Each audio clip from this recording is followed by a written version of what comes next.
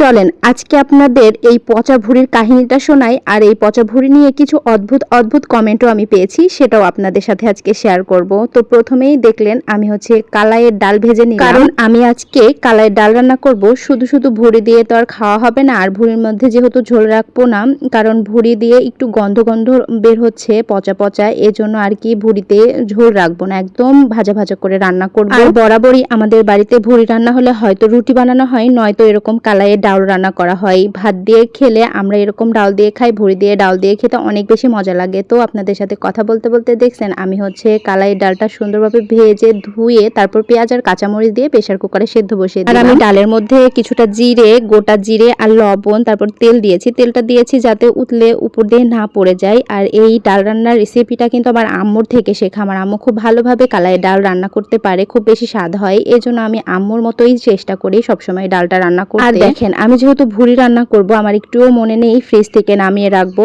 পরে ফ্রিজ থেকে নামাইছি, আর দেখেন বরফই এরছে না। আর আপনাদের ভাইয়া তো দুপুরে খেতে আসবে, তারপর আমি আবার একটা বুদ্ধি করে আলু সেদ্ধ দিয়েছি ভাতের মধ্যে, যাতে আপনাদের ভাইয়া আস্তে আস্তে যদি আমার ভুঁড়ি রান্না না তাহলে ডাউল আর আলু ভর্তা দিয়ে খাবে। আর এমনিতেও ভুঁড়ি রান্না করতে অনেক বেশি সময় লাগে, তারপরে যেহেতু এই ভুঁড়িটা একটু গন্ধ গন্ধ লাগে, আর এই ভুঁড়িটা রান্না করতে আমার আরো বেশি সময় লাগে। আর এই ভুঁড়িটা কিন্তু আমি প্রেসার কুকারে রান্না করি না, একদম কষিয়ে কষিয়ে রান্না করি, তাহলে গন্ধটা আর বেশি লাগে। আমি কিন্তু এই ভুঁড়িটা অন্য রকম করে রান্না করেছি। প্রত্যেকবার তো আমি কষিয়ে মশলাটা কষিয়ে রান্না করি, আজকে কিন্তু শুধুমাত্র বেশি করে পেঁয়াজ আর রসুন ভেজে তার মধ্যে কিন্তু ভুঁড়িটা দিয়ে দিয়েছি। আগে আমি ভুঁড়িটা পেঁয়াজ রসুনের সাথে খুব ভালোভাবে ভেজে নিব, এভাবে কিন্তু আমি কখনো ভুঁড়ি রান্না করিনি। তো আমি এই গন্ধ ভুঁড়িটা একবার রান্না করেছিলাম, মানে আপনাদের কমেন্টগুলো আগে বলি।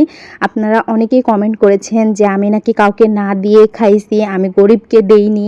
মানে যেহেতু আমাদের আকিকা ছিল পুরা একটা গরু, তাহলে সেই গরুর পুরাটা ভুঁড়ি কিন্তু আমাদের বাসায় রাখা হয়েছে। আর আমি কখনো শুনিনি যে এই ভুঁড়িও নাকি গরিব দুঃখীদের মাঝে বিলাই দিতে হয়। আমি তো জানি যে ভুঁড়ি যেটুকু এমনিতে কুরবানিতে যখন আমরা ভাগ নিতাম, তখন যেটুকু হয়তো আমরা রান্না করতাম, বাড়িতে ফ্যামিলি যারা আছে তারা সাথে করে খাইতাম। আর অনেকে কমেন্ট করেছে যে আমি নাকি গরিবকে না দিয়ে ফ্রিজে রেখেছি, এজন্য নষ্ট হয়ে গিয়েছে, পচে গিয়েছে, অনেক ধরনের কমেন্ট। আমি বলি এই ভুঁড়িটা পরিষ্কার করেছে আমাদের বাড়ির পাশে একজন কাকি আর আমার আম্মু, তাহলে সেহেতু তারাই পাবে, অন্য কাউকে তো আর আমি দিব না। যেহেতু ভুঁড়ি পরিষ্কার করা অনেক বেশি কষ্টের, সেহেতু আমি তখনই একদম সিদ্ধান্ত নিয়েছিলাম যে ভুঁড়ির পরিষ্কার করার পরে 4 ভাগ করব, একটা আমার ননদের বাসায় দিব, একটা আমি রাখবো। আমার যে ভাবনা সেই কাজ, আমি তেমনভাবেই কিন্তু পরিষ্কার করেছিল ঈদের দিনেই, তবে কিন্তু সেদ্ধ করা হয়েছিল রাত্রেবেলা। আমি ভেবেছিলাম সেদ্ধ করে রেখে দেবো, পরের দিন কাটলেই হবে। তবে আমার এখানে একটা ছোট্ট ভুল হয়েছিল।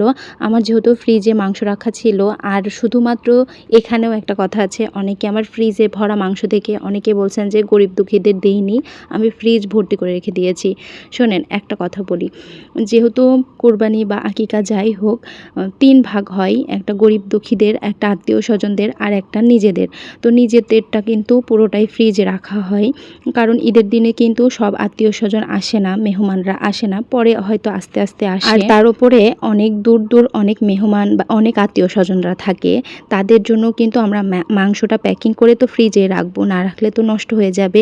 সেক্ষেত্রে আমি পুরো মাংসটা, মানে আত্মীয় স্বজনের অনেকগুলো, তারপর নিজেদের যে ভাগটা, আমার ননদকে যেটা দিব সেটা, এই সব কিছু কিন্তু আমি ফ্রিজে রাখছিলাম, এজন্য ফ্রিজে জায়গা ছিল না। আর গরিব দুঃখীদের যে অংশটা, সেটা কিন্তু আমরা মোট দিয়ে দিয়েছি, এমনকি আমাদের নিজেদের ভাগ থেকেও কিন্তু অনেক দেওয়া হয়েছে। আর যেটা ছিল ফ্রিজে সেটা আমার ননদের জন্য রাখা হয়েছিল, তারপর আমার হাজব্যান্ডের বন্ধুদের জন্য যেটা আমরা বলি সিন্নি, যে মাংসটা রাখা হয়েছে সেটাও কিন্তু ফ্রিজে রাখা হয়েছে, এজন্য আর কি ফ্রিজে জায়গা ছিল না, ডিপ ফ্রিজে। তো আমার এখানে একটা ভুল হয়েছে, আমি যদি ভুঁড়িটা সেদ্ধ করে বাহিরেই রেখে দিতাম, বড় গামলাই করে ছড়াইয়ে যদি রেখে দিতাম, তাহলে আমার ভুঁড়িটা নষ্ট হতো না। কিন্তু আমি এখানে একটা ভুল করেছি, আমি নর্মাল ফ্রিজে রেখে দিয়েছিলাম। যেহেতু নর্মাল ফ্রিজে তেমন সব কিছু রাখলে বরফ হয় না। তো আর একটা ভুল হয়েছে যে এই নর্মাল ফ্রিজে যেই ঢোপ বাক্সটা থাকে, সেই বাক্সর মধ্যে আমি একদম সব ভুঁড়ি রেখে দিয়েছিলাম, যেহেতু চাপা পড়ে গিয়েছিল, এজন্য আর কি গন্ধ হয়ে গিয়েছিল ভুঁড়ি। পরের দিন কাটতে গিয়ে দেখি গন্ধ হয়ে গিয়েছে। যদি আমি সেদ্ধ করে বাহিরে রেখে দিতাম তাহলে কিন্তু এমনটা হতো না। তারপরে আর কিছু করার নাই, যেহেতু হয়ে গিয়েছে গন্ধ, আমি যেহেতু বুঝতে পারিনি। তো আমার আম্মু কিন্তু বলেছিল বাহিরেই রাখতে, কিন্তু আমি ভেবেছিলাম যে গরম নষ্ট হয়ে যেতে পারে, এই জন্য ফ্রিজে রেখেছি।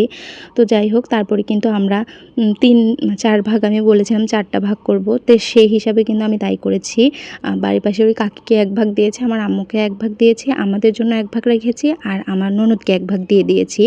আর আমাদের যে ভাগে যে 1 ভাগটা রেখেছিলাম ওটার মধ্যে আমি 2 পুটলা করে ফ্রিজে, পরে হচ্ছে যখন আমার ননদ মাংস বের করে নিয়ে যায় তখন কিন্তু জায়গা হয়। তারপর আরও যাদের দেওয়া হয়েছিল না, ফ্রিজে ছিল যাদের মাংস, তাদের দিয়ে ফ্রিজটা কিন্তু ফাঁকা হয়েছিল কিছুটা। তারপর আমি কিন্তু ভুঁড়িটা আবার পরের দিন আমি ডিপ ফ্রিজে রাখি, এই জন্য আর কি গন্ধ হয়ে গিয়েছিল। তো কিছুই করার নাই, ভুল মানুষ মাত্রই ভুল, আমারও কিছুটা ভুল ছিল। এই জন্য হচ্ছে আমি যদি ভুঁড়িটা সেদ্ধ করে রাখতাম তাহলে এরকম গন্ধ হইতো না। তো যাই হোক, আমি আমার কথার মধ্যে অনেক ভুল হইতে পারে, তো সবাই ক্ষমার দৃষ্টিতে দেখবেন। কিন্তু আমরা হচ্ছে আমাদের তো কোরবানি ছিল না, আকিকা ছিল। তো আমরা কিন্তু সম্পূর্ণ মাংসই নিজেরা খাইনি, যার যে অংশ সেটাই দিয়ে দিয়েছি। আত্মীয় স্বজনদের দিছি, আর গরিব দুঃখীদের দিছি, আর আমাদের নিজের ভাগটা নিজে রাখছি। আর আমাদের নিজের ভাগ থেকেও আমি কিন্তু অনেকজনকে দিছি। তো এটা এখন আমি এত কথা বললাম, তাহলে এখন অনেকেই বলবেন যে এগুলো আবার বলা লাগে নাকি। তো যেহেতু আমি ফেসবুকে রান্নাবান্নার ভিডিও আপলোড করি, তো এই বিষয়েই তো আমি হচ্ছে ভিডিও মেক করব। আর ঈদের মধ্যে অনেকে অনেক রকম ভিডিও দেয়, সেটা দেখে দিছিলাম। তো আজকের ভিডিওটা এই পর্যন্তই।